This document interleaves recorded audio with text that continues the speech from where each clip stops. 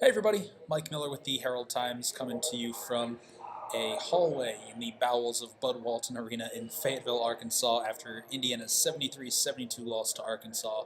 First road game of the year, busy sports weekend for Indiana football, men's basketball, a couple big games back to back.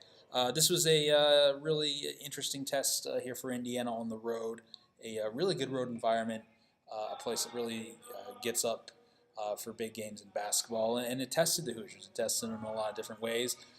Indiana was once again shorthanded, played with a limited rotation, yet again with Zach McRoberts, Devontae Green out, in addition to Race Thompson and Jerome Hunter, who have not played at all this season. So it was a game Indiana could have won, maybe even should have won there in the final seconds after Juwan Morgan and Romeo Langford pretty much willed Indiana back from a 10-point deficit early in the second half. Indiana played the final 17 minutes of the first half without Juwan Morgan, and during that time they really struggled on.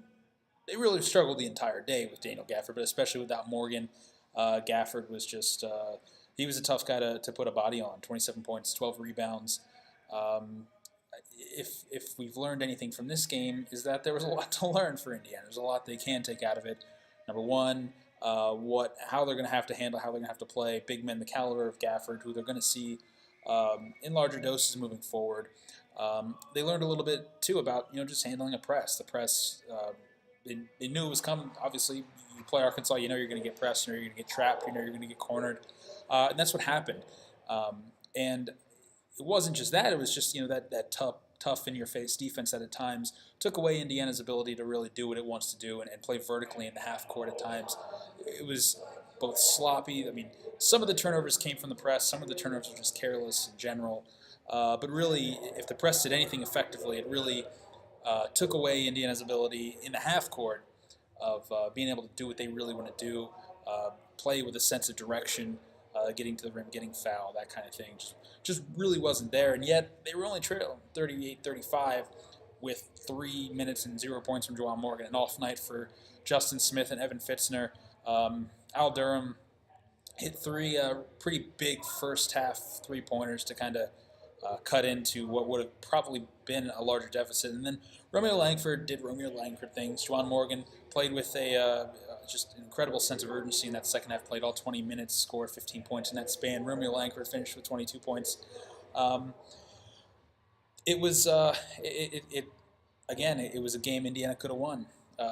Coming down that last possession, last minute, you get a Rob Phinisee, huge clutch three-pointer from Rob Phinisee on a night where at times he looked his age. He looked like a freshman, which I don't think was altogether too surprising, just given what Arkansas does, and given that he's played so well so far. It's probably due for a game where he struggled at times. But again, he hit a huge clutch three-pointer late with 40 or so seconds left, and then you get down to that last possession. He's driving to the rim, may have drawn contact, could have scored on a layup there with about 7-8 seconds left.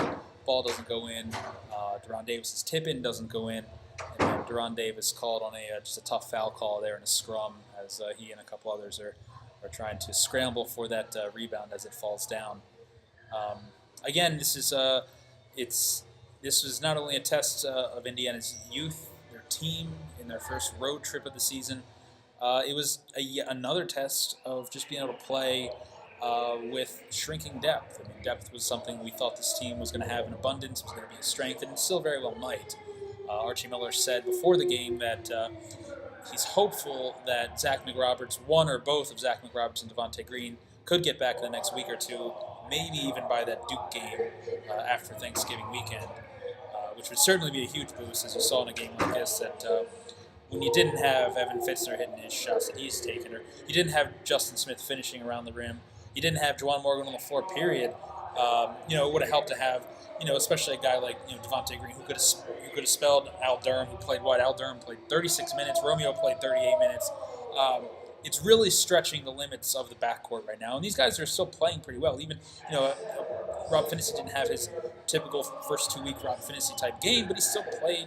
It was uneven, but he still had his moments. And you're seeing right now where some of those minutes could go to Zach McRoberts, could go to Devontae Gray, and it's costing them. So it's a game where you look back, you might look back on this game later in the season and say, what if they were healthy at that point? What if the tip-in goes in? You'd probably say what if in a few different directions, but it was something that everyone was pretty adamant about. They could learn from this. A game that while it stings in the moment, I think there was also probably some room for some pretty considerable optimism. Again, considering they didn't really play well at all in the first half. They didn't have Juwan Morgan for those 20 minutes. They had to only play an 8-man rotation or 8-man rotation yet again, and yet you still have Romeo Langford just coming alive when you need him most, teaming with Juwan Morgan when you need him most.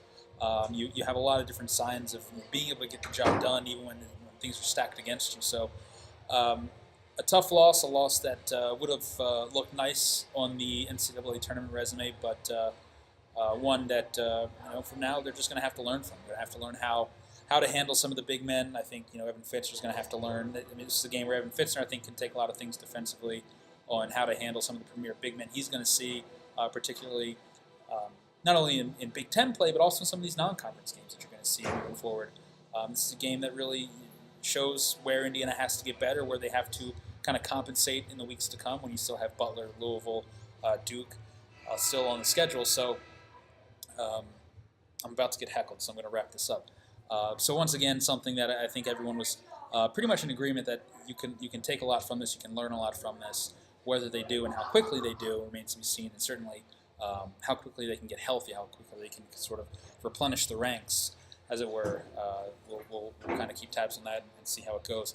So that's that here from Bud Walton Arena in Fayetteville, a 73-72 Indiana loss to Arkansas. IU's back, short turnaround back in Bloomington Tuesday night against UT Arlington, right? Yeah. UT Arlington, back in Bloomington Assembly Hall. We'll see you there.